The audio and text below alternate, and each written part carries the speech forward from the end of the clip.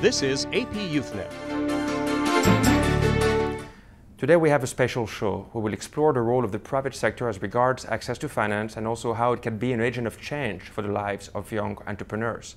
And to do so, we are joined by Ms. Lyn Kok, the Chief Executive Officer of the Standard Chartered Bank in Thailand. Ms. Lyn, thank you so much for welcoming us to your offices. You're welcome, Matthew. Thank you for having me. And maybe to start the show, I would like to ask you about an experience that I think is called Standard Chartered Village.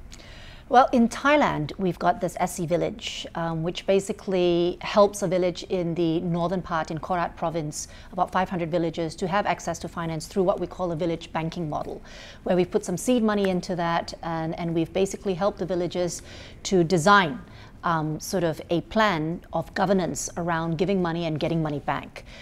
So this is where, I guess, with the village committee, which is set up to help people access this finance, and working through financial literacy programs and just getting people to understand what it means to balance a checkbook.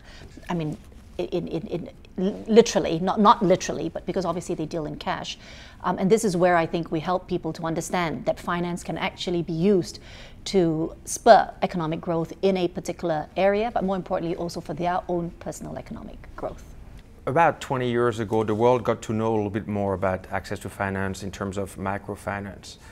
And at the time, we were talking more about well-intentioned type of non-profit organizations, NGOs, organizations like Grameen and others venturing into really a new sector, a new market.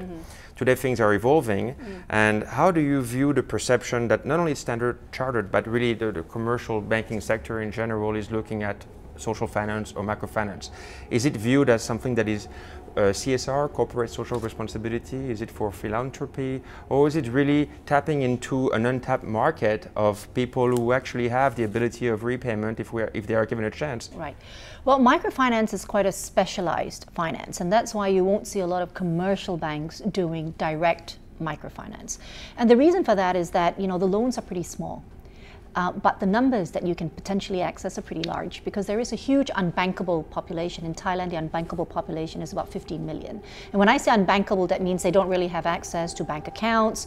The bank is not completely near them. They're probably not salaried, so they're based upon cash. So some of the mechanisms that commercial banks would undertake doesn't quite apply to these types of individuals or small little businesses. And so that's why these microfinance companies have really been established in many countries around the world, particularly in the developing countries, not necessarily in the developed countries. And you do have Grameen, you have people like Blue Orchard, which are quite specialized in that particular area. For commercial banks, I don't think the space is actually in microfinance in terms of direct lending to the end user. So yes, I would say that we would view it more from a CSR perspective. So it's like our SC Village really, I would say, falls under the CSR umbrella. It's never really going to make a big delta to our bottom line. But what we have done as an institution, not necessarily in Thailand because MFIs are not necessarily here, is to actually bank the microfinance institutions. So there are other parts around the world where microfinance institutions like Grameen, like Blue Orchard, that are actually existing in a country, and we provide the finance to them, and they're the ones that execute the end user financing, because they've got the systems, they've got the processes, they've got the low-cost base to be able to access these individuals. And I think that's really, really important. Over time, is there an opportunity for commercial banks? I would say yes, not necessarily in finance, but maybe in access to mobile wallets. So for example, in Africa, Standard Chartered has been quite involved in developing the mobile wallet market, because as you know, most people carry cash, but cash is probably not the best use of an individual's ability to access finance. So a mobile wallet through maybe working with a telecom company probably is where commercial banks who have their strengths in clearing, in payments, in developing sort of back-end infrastructure systems can actually play much more of a greater role to ensure that some of these people who don't have access to finance finally have access to at least a bank account, which then starts the process of being able to get finance at the end of the day. Now we are here in Thailand where really the youth unemployment rates are extremely low. They're actually less than 3%. However, it also means that young people have oftentimes no other choice than venturing into work because they can't afford not to work.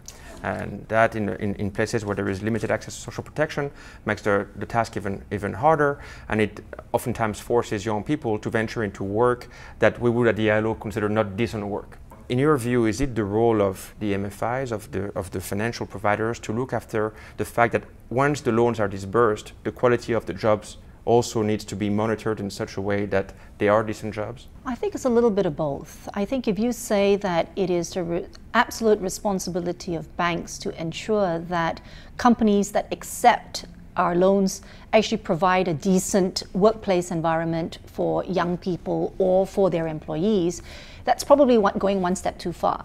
Now, that being said, though, the bank has a very powerful ability to ensure that the right behaviors are put in place. So I think if we find that companies are abusing human rights, for example, I think that's where I think the bank can come in and say, well, we're not going to be financing a company that uses child labor, for example. And Standard Chartered has very strong policies with respect to ensuring, that we're banking in the right way, the right companies that are exhibiting the right behaviors that we would like to see. So in a way, we can't say to a company, you have to do A, B, C, D, E in order to provide a good working environment, health and safety standards, etc. But at the same time, we can use our finance to be able to say, well, we only want to bank companies that are in those particular categories. Right. And when you channel funds, or when Standard Chartered channels funds to MFIs, including Blue Orchard that you mentioned, or some others, is it for microcredit? Because there's just perception that we're talking about microcredit, or is it for a range of financial services? In other words, are you looking at the adaptation of financial services, be it savings as well as remittances and a range of other financial services, or is there specialty on microcredit? I would say a little bit of everything. But generally, most of these MFIs would be looking for credit from us. So we could be doing bilateral loans, or if they become a little bit bigger, we could even help to bring in investors into these particular MFIs.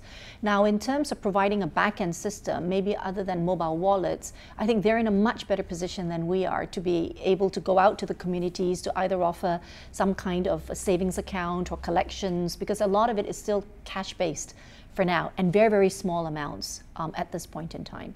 So I would say that it's us sort of working with them, but a lot of it, I would say, is just basically on a funding basis, as opposed to providing many other services, even though over time, we would obviously love to work with the MFIs to develop maybe, some form of pension or, or savings or mobile wallet, as I said, that would probably improve the access of finance of these individuals. Right. And we're here in 2013, 2 years away from the opening of the ASEAN Economic Community.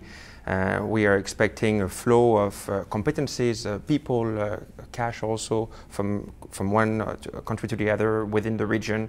Do you see that this is going to promote or to entice some type of a shift in the way that financial services are provided? And I'm particularly thinking to those young people coming to the labor market at an early age, or to the young entrepreneurs.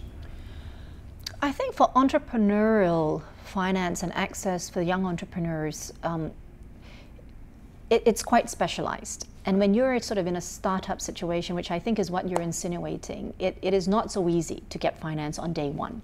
In fact, if you look at stories of entrepreneurs in the US, and I think it's probably one of the countries that actually have successful entrepreneurs that literally start in the garage of their parents' home, you will find that it's not the banks that are kickstarting some of these young entrepreneurs' access to finance. It is really using a credit card, to be able to get their seed money. It's going to their parents to ask for some money. It's going to their friends, to their family members, in order to kickstart it. So I would say that with the AEC opening up, I would say at the moment it would benefit more some of the larger companies and being able to access finance on a cross-border basis. But for young entrepreneurs, unless there are what we call angel fund companies that get established, that are able to invest cross-border, or they're able to get a credit card cross-border, I would say that it is not necessarily a catalyst for more finance being available to these young people. It really is sort of starting from very, very humble steps, and then seeing the angel funds come in. And once they have a track record, generally we like to see companies being able to survive more than 3 years, I think, before commercial banks would actually come in. In that regard, something like in Thailand, where there is great access to what we call the credit bureau. This is where I think young entrepreneurs can start in terms of making sure that they've got a credit history. And that makes also access to finance for them slightly easier. So that's why starting with a credit card or a personal loan, not necessarily a business loan, may be the way to go. Because once they're in the credit system and they are able to score well because they've had a good repayment history and ability, then access to finance for them would become easier once the track record has been established. Right, and Lyn, just before we finish the show, you're a business leader here in Thailand. Do you have any message you would like to send out either to young entrepreneurs or to development partners, including the ILO, or to microfinance providers perhaps? Well, I would say, the wonderful thing about being young is that you always have dreams.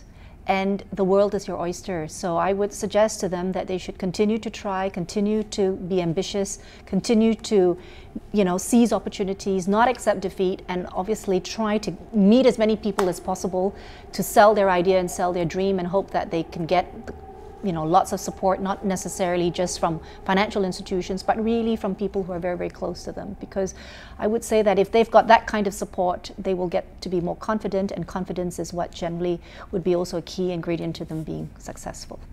Lyn Kok, thank you very much. It's been a pleasure. You're welcome. Thank you very much. And please join us again next time, where we will be discussing the prospects for youth employment in Myanmar. Until then, log on the APYouthNet at apyouthnet.ilo.org for the latest on youth employment in Asia and the Pacific.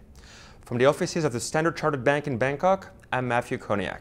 Thank you and goodbye. This has been an APYouthNet production.